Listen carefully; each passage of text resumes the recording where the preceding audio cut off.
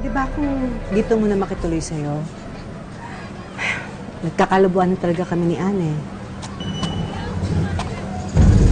Halika, pasok ka. Salamat.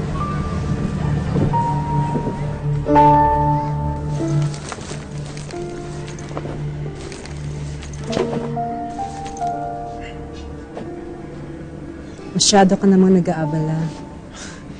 Alam ko naman kasing di ka sanay sa ganitong buhay eh.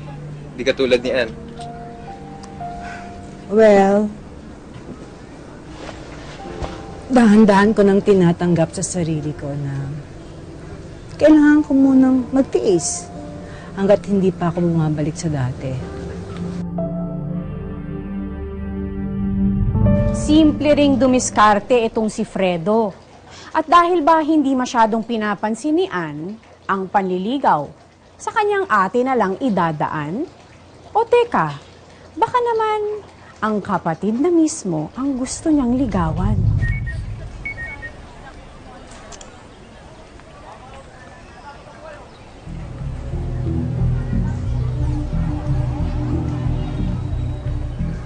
Siguro pagod na pagod ka, no?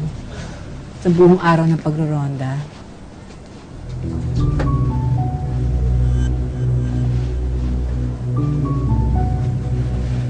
Hindi mo naman kailangan gawin yan. Ikaw naman, okay lang yun. Wala naman akong may papalit sa yung iba, kundi ito, sa lahat ng mga tulong na mga ginagawa mo sa akin.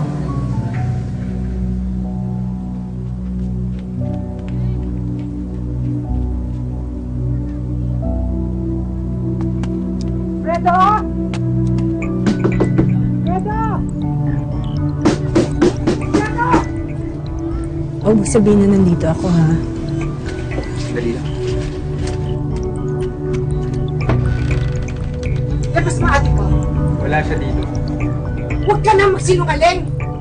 Tao ka man din ng barangay. Wala nga siya dito eh. Ilabas mo ate ko.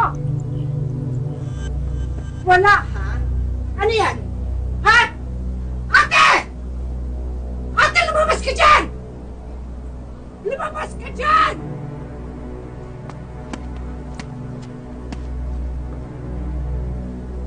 Haharapin mo ang problema? Ito bang naisip mong paraan?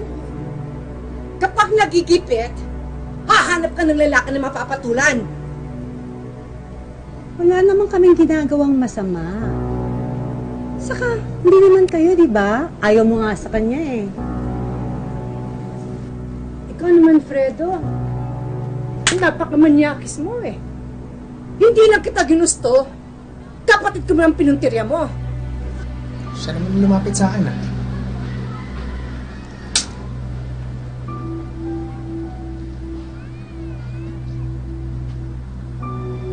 Bigyan mo naman kahit konting respeto lang yung sarili mo. Noon, dahil gusto mong makaalis sa hirap, pumatol ka sa inchik na matanda. Ngayon naman, mas bata. Yan ka eh. Yan ka talaga, manggagamit ka talaga. Ka? Sige! Sasal mo ako! Sasal mo ako! Ate kita, di ba? Sige, sasal mo ako! Ayan na! Ayan na! Ayan na! Ayan! Ayan! Masaya ka! Yan! Ano na sabi? Masaya ka! Masaya ka! Ate kita eh!